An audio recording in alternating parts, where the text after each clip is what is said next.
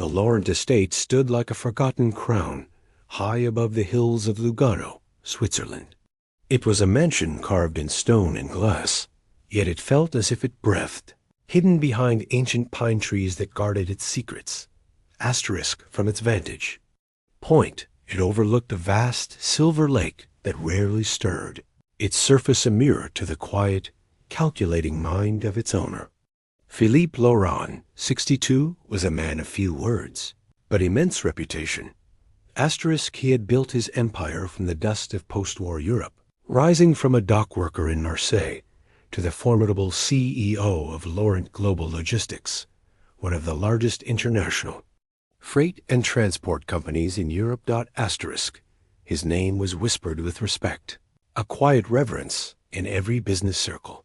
He was old money, not by birth, but by creation, wrapped in a quiet, calculating mind that understood every nuance of supply chains and global commerce. But power, I noticed, never hardened him. Not fully. The only time Philippe's stern eyes truly softened was around his wife, Elellena. She was an Italian ballet dancer from Florence, a woman 10 years his junior, and utterly unlike anyone else I had ever known. She was full of music and movement, her laughter a melodic cascade, and when she truly laughed, even the grand, cold walls of the Laurent Estate seemed to smile, echoing her joy. Asterisk, their union, I knew, had shocked Philippe's colleagues. She wasn't from wealth, nor did she care for it, preferring the simple elegance of art to the glitter of gold. But she saw through him, past the titles and the reputation, to the quiet, loving man beneath, and he adored her for it. Completely, unconditionally. They had one child, me, Aureli Laurent, born late in Philippe's life when he was already 45. I inherited my mother's soft beauty, her striking hazel eyes, her warm olive-toned skin, and hair that tumbled in loose espresso dark waves down my back, almost to my waist. Asterisk, I was quiet. Like my father, reserved, analytical, but I carried my mother's gentleness, her innate grace. My childhood was carved in gold, certainly. Private tutors, teaching me philosophy and mathematics. Piano lessons at sunrise, filling the house with early morning melodies. Language classes in 3 dialects before I was even 10, my mind a sponge, absorbing every inflection. Asterisk, but Philippe didn't raise me to be spoiled, to be a mere trophy daughter. He raised me to be sharp, reserved, yes, but strong, to understand purpose. I didn't go to wild parties, didn't flaunt my name or my family's wealth. Instead, I studied architecture at ETH Zurich, one of Europe's most demanding universities, pouring my disciplined mind into blueprints and structural designs. Every Sunday, without fail, I called my father. And every Sunday he would ask thoughtfully, his voice softened by affection, "What did you build this week, ma petite? Ideas?" I would chuckle, smile, my heart warmed by his gentle curiosity. "Nothing yet, Papa, but something will come." Then tragedy struck, without warning, without mercy. My mother, Elellena, died suddenly from a brain aneurysm. A swift, brutal end to her music and movement. Philippe never remarried. He withdrew from public life, his light extinguished. Business meetings moved online, the world reduced to a screen. A Laurent Estate gates, usually a symbol of quiet grandeur, stayed shut, a fortress of grief. He still took my calls. His voice still held affection, but it lost its rhythm, its energy. His days grew slower, stretched thin by sorrow, until even the antique clock in the grand hall seemed to tick more gently, out of pity. The world saw him as a titan of industry, a man of cold calculation, but I saw what others missed. A husband who never healed. A father counting the days until he saw his wife again, his beloved Elellena. Then, in early spring, the call came, the call that ended an era. Philipe Lauron had died in his sleep, in the very same bed he once shared with Elellena, his last breath taken in the quiet solitude of his grief. It was a gray April morning. The sky over Lugano was smeared with cold mist, as though the clouds themselves mourned, weeping silently for a giant. The Lauron family funeral was private. No photographers, no press, no grand displays. Just a few trusted friends, the loyal, long-time staff who had seen him through his rise, and me. I was dressed in a black wool coat that fell to my ankles, a somber shroud. My dark hair was tied in a low twist, secured with a tortoiseshell pin my father gave me when I was 16. A small, precious memory. I didn't cry during the burial, not once. But my hands, clasped tightly inside my gloves, trembled uncontrollably. After the final flower was placed, white lily, his favorite, their petals stark against the dark earth, I remained. I remained at the grave long after others left, their mournful footsteps fading into the mist. I knelt in silence, my breath fogging in the cold, my eyes locked on the simple stone that read, Philipe Lauron, 1959 to 2023. Silence is the echo of love. 3 days later, the air in the estate felt heavy, thick with unresolved grief. I sat in my father's old study. It still smelled of sandalwood and leather, a comforting, familiar scent that now held the bitter tang of loss. The heavy curtains were drawn, allowing only slivers of sunlight to spill across the gleaming mahogany desk, illuminating dust motes dancing in the silent air. Across from me sat Mater Henri Duval, 68, my father's lifelong attorney. A man with snow white hair, sharp eyes that missed nothing, and a voice that seemed carved from oak, resonant, unyielding. He slid a thick sealed envelope toward me. It was heavy, weighted with unspoken meaning. My name was written on it, in my father's delicate, precise penmanship. This, said Henri, his voice low, breaking the silence, is your father's final letter. It contains instructions. His will is legally binding, but he wanted you to read this first, alone. My hands shook slightly as I reached for it, my fingers brushing the thick parchment. Instructions? I whispered, my voice tight. 4. What? Henri didn't smile. His gaze remained steady, unblinking. For your inheritance. And more importantly, for his final wish. I blinked slowly. My breath was shallow, caught somewhere in my throat. I stared at Henri as if he had spoken in another language, a dialect I couldn't comprehend.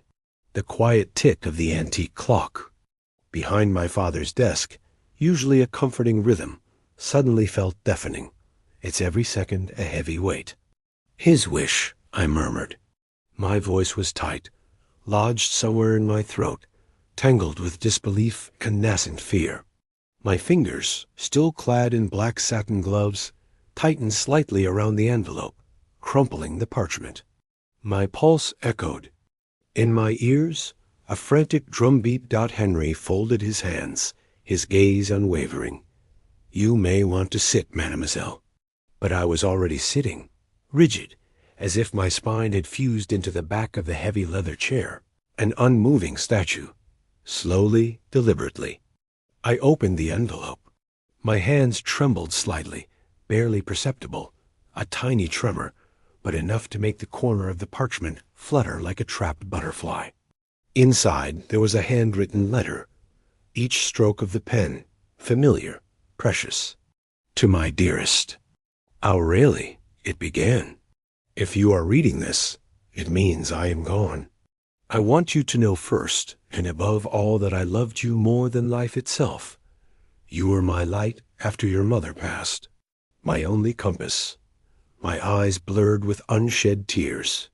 I could hear his voice, low and steady, as I read his words. You will inherit everything. Every share, every property, every account. The entirety of the Laurent global logistics empire. But there is one condition. And I ask you to understand this. It is not a punishment. It is a purpose. My breath hitched. A condition? What could it be? My eyes scanned the words, flying across. The page. In my final years, I saw a world more broken than the one I helped build. I saw children starve, while our names sat atop golden towers.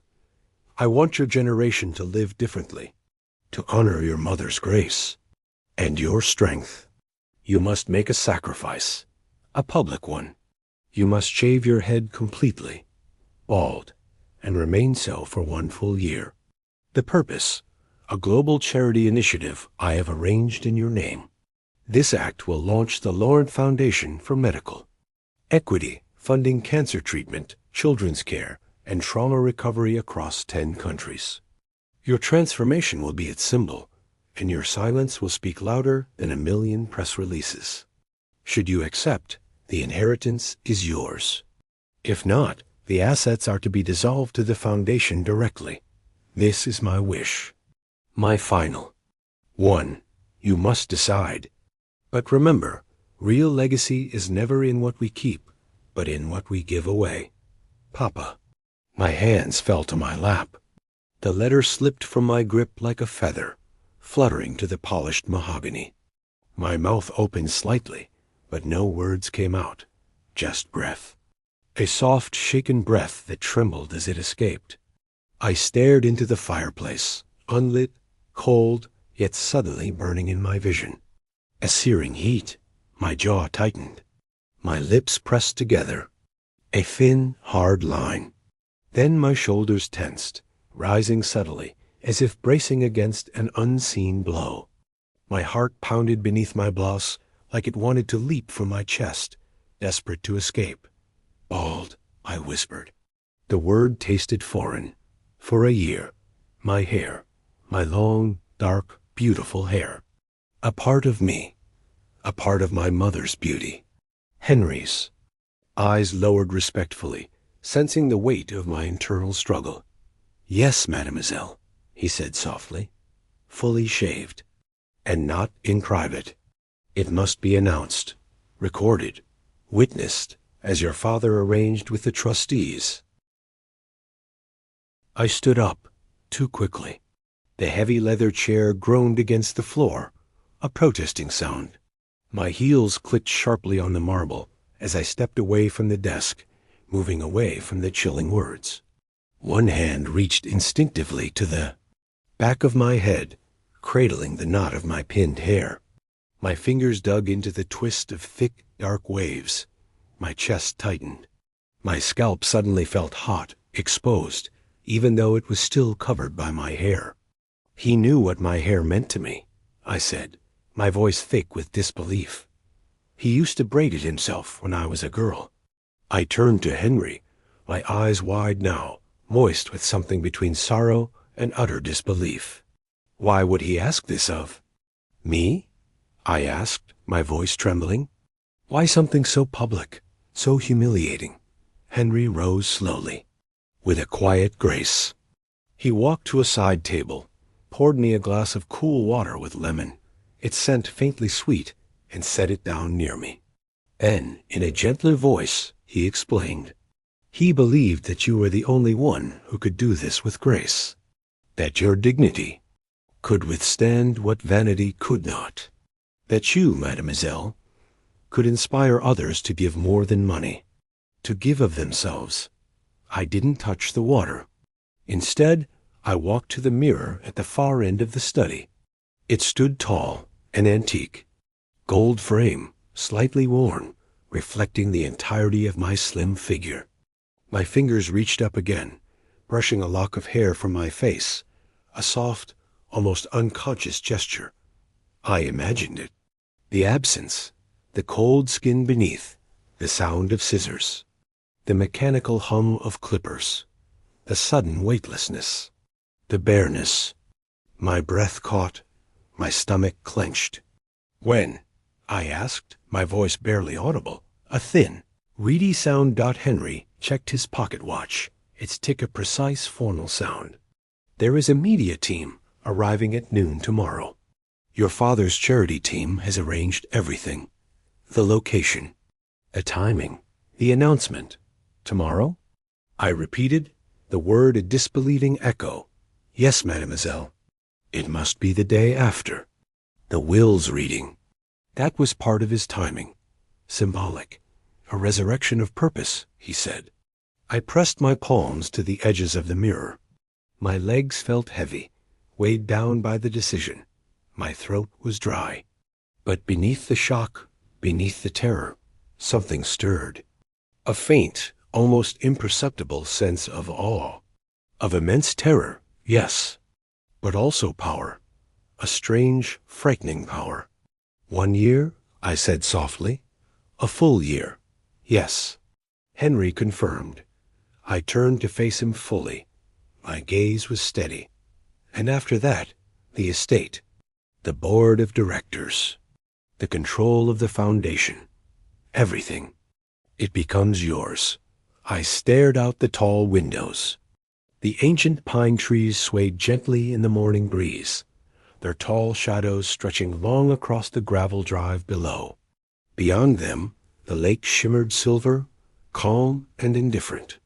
A single bird took flight, its wings slicing the air like quiet blades, a silent symbol of freedom. I imagined him there beside me. My father, the same scent of bergamot and old books, his hand resting gently on my shoulder, as he often did in childhood. His voice, low and steady, echoed inside me. A profound, guiding truth. What we do in silence echoes forever. My lips parted slightly. My chest rose and fell in shallow breaths, but I didn't speak. I simply nodded. The decision was made. The sacrifice accepted. That night, sleep did not come, not for a single moment. I paced the long, silent corridors of the Laurent Estate barefoot, my black silk nightdress whispering at my ankles, a soft rustle in the heavy quiet. I touched everything. My mother's old piano, its keys cold beneath my fingers. My father's walking cane leaning by the study door. The carved lion's head at the end of the grand staircase. Each object felt like a goodbye, a farewell to a life. That was about to fundamentally change. I stopped in front of the full-length mirror in the main hall at precisely 3:47 a.m. My hair was down now, released from its pins, thick and long, nearly to my waist. It framed my face like a crown, a heavy, dark waterfall. I raised my hands to it, gently brushing through the strands with my fingers. I whispered to my reflection, my voice a soft murmur in the quiet night. You're not ready, but you will be. By 11:30 a.m. the next day, the estate, usually so private, was filled with unfamiliar noise. A small team from the Laurent Foundation's PR department arrived first, dressed in sharp black suits, their badges shining with the golden L insignia. They carried cameras, contracts, sound equipment, softbox lights, an army of silent preparation. Then came the press. A dozen journalists, carefully selected under strict non-disclosure agreements, were permitted to attend. They spoke in hushed tones as they set up along the edges of the grand hall, once a ballroom, now converted into a solemn, ceremonial space. At the center of the hall stood a vintage barber's chair, heavy leather, black, and steel. A deep crimson, cape-lined with satin, was draped elegantly over the armrest. Waiting. I walked in at 11:58 a.m. punctual, poised, dressed in a tailored white blouse, tucked into high-waisted black trousers. My dark hair was freshly brushed, parted precisely in the center, flowing like ink over my back. All cameras turned to me. A sudden, blinding flash of light. I did not look at them. My gaze was fixed forward on the barber's chair.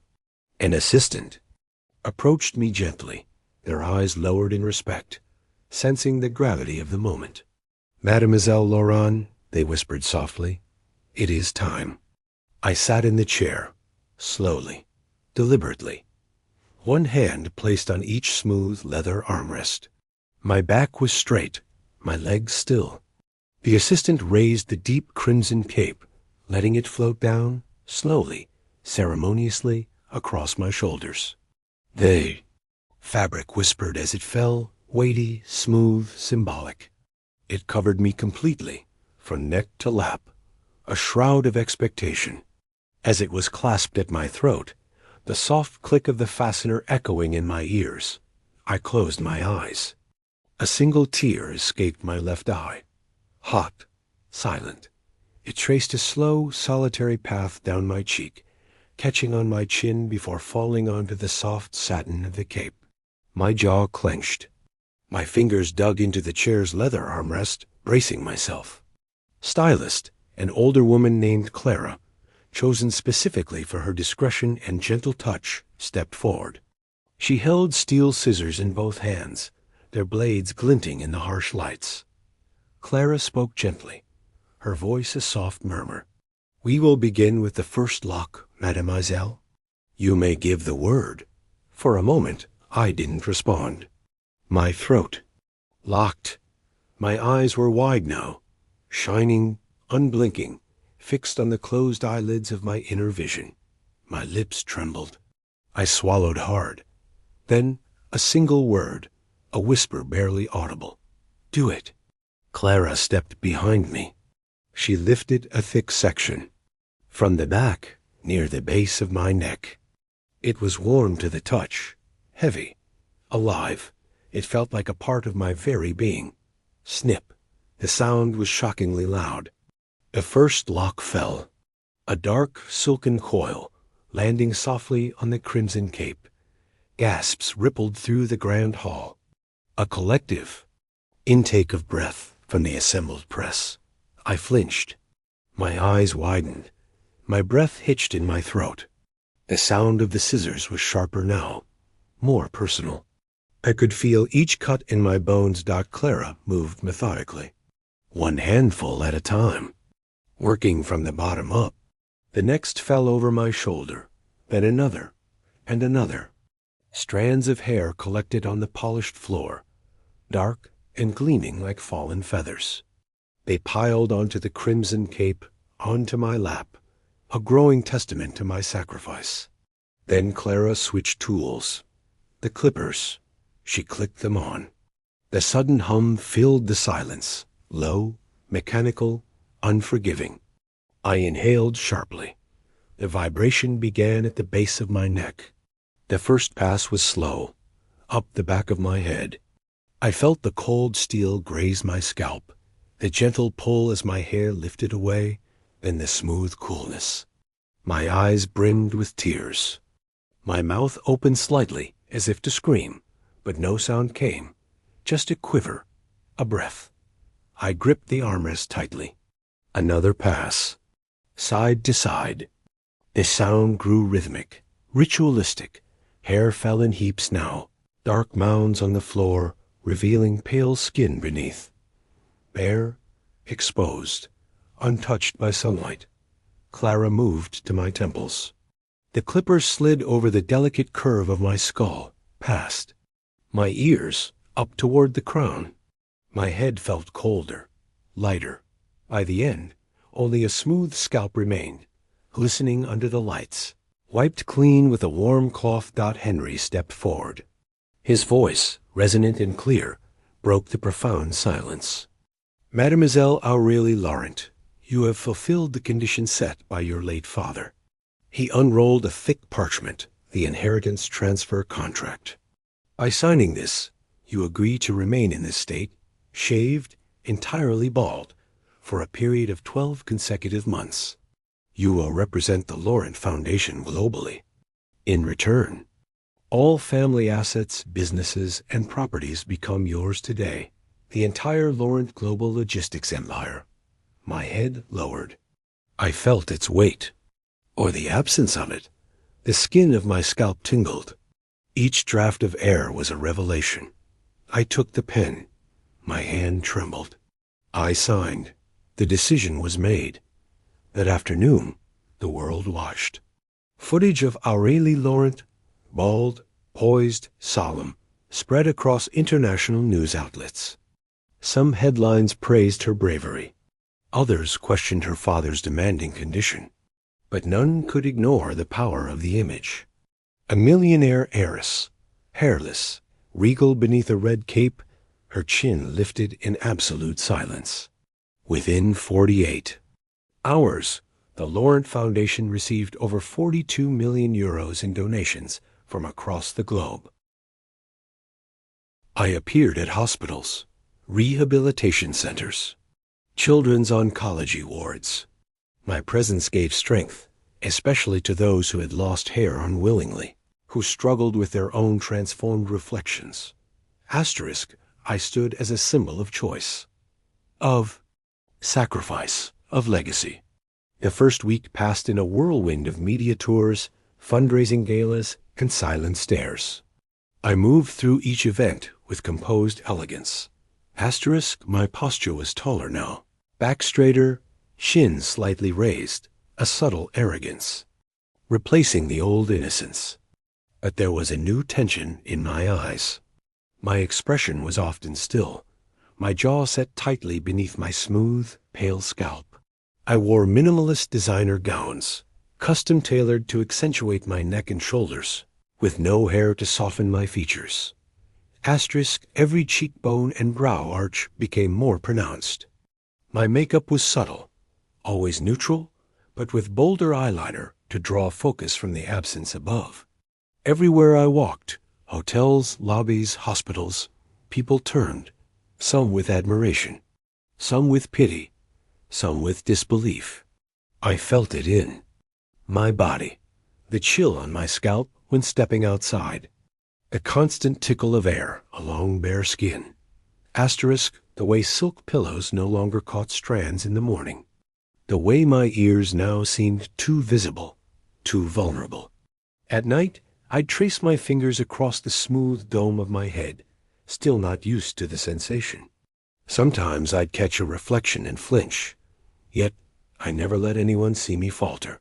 Not once. 1 month later, by the end of the first month, the initial shock faded, both in myself and the public. I had adapted, my wardrobe transformed. I leaned into power. Sharp suits in white, navy, crimson, shoulder pads, asterisk high collars, jewel tones, sculpted silhouettes. A fashion magazine declared me the icon of elegance through extremes. But behind my signature sunglasses, my mind was always calculating, inspecting, auditing. I had taken full control of my father's companies. Every file, every signature, every number. Asterisk, I moved into the penthouse above the Laurent Group Central Tower in Geneva, a solitary queen in my glass kingdom.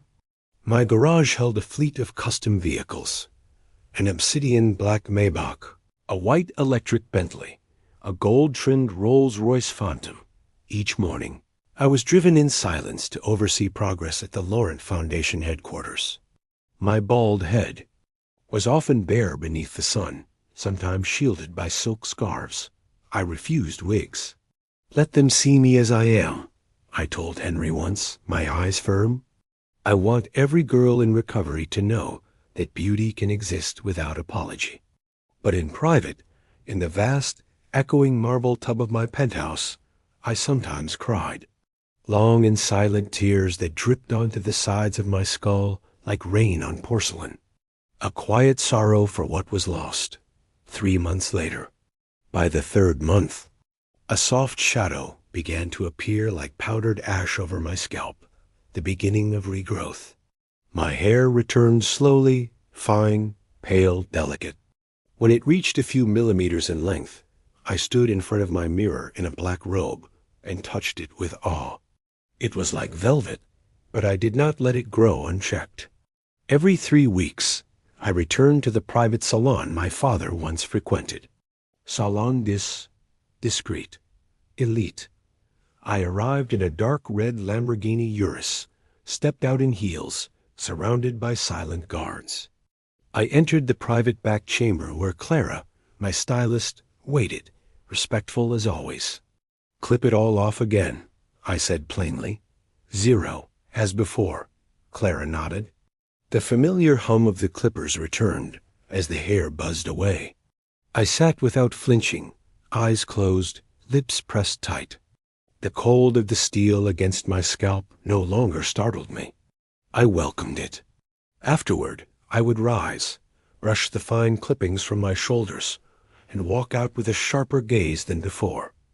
A renewed sense of power. 9 months later.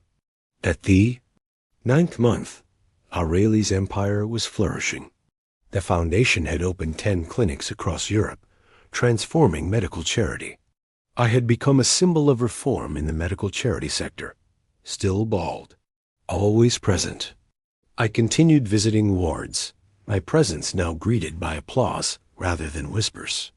My control over my employees had also sharpened. Meetings were shorter.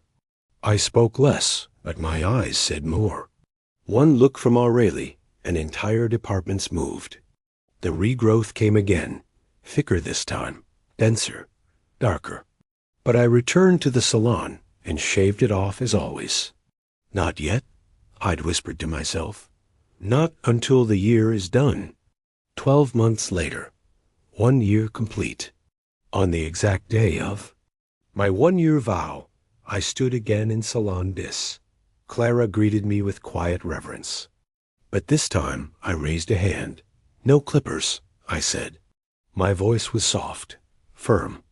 Let it grow now. I looked into the mirror. My hair was about 1.5 centimeters long, dark, even. It looked boyish, like a cadet's crop. My face, now sharper, colder, older in some ways, was framed by nothing but the starkness of my own features. But the softness of the new fuzz gave me a quiet sense of rebirth. Thoughtful. Let it grow, I repeated, but not too long. I smiled faintly, a rare, almost imperceptible smile. 2 months after the year, I returned to the salon. This time, I brought reference photos. I sat in the chair, legs crossed, my eyes commanding. Buzz the sides, short, machine level 2, firmly. My voice was precise. Leave the top just enough for a fringe. Straight, no softness. Clara hesitated, then nodded. The clippers roared again, but this time deliberately sculpted. The sides of my head were shaved tightly, exposing my scalp near the ears. The top was left just long enough to brush forward into a blunt fringe above my brows. The result was striking, almost militant. Perfect, I said, touching the edge. It reflects exactly who I've become. Within a month, the atmosphere at my villa had changed. I had moved all my female staff into a newly renovated estate near Lake Como. One by one, I summoned each of them for meetings. My maids, my chefs, my assistants. I explained my philosophy. Discipline, unity, symbolism. We represent the Lauron. Legacy, I said. And those who wear this legacy must be willing to carry its mark. A contract was issued. Each female employee who agreed to remain in service at the villa would adopt the same appearance. Shaved heads, renewed monthly, as a sign of loyalty and solidarity. One by one, they complied. I stood in the garden terrace days later, watching as my maids, chefs, and assistants, lined up in matching uniforms, stepped forward to receive their red capes and take their seats in a row of barber chairs. I observed, each shaving personally, my gaze fixed, nodding once as the hair fell. This is not about beauty, I said. It is about identity, about devotion, about legacy. My legacy, forged in sacrifice, shaped by steel.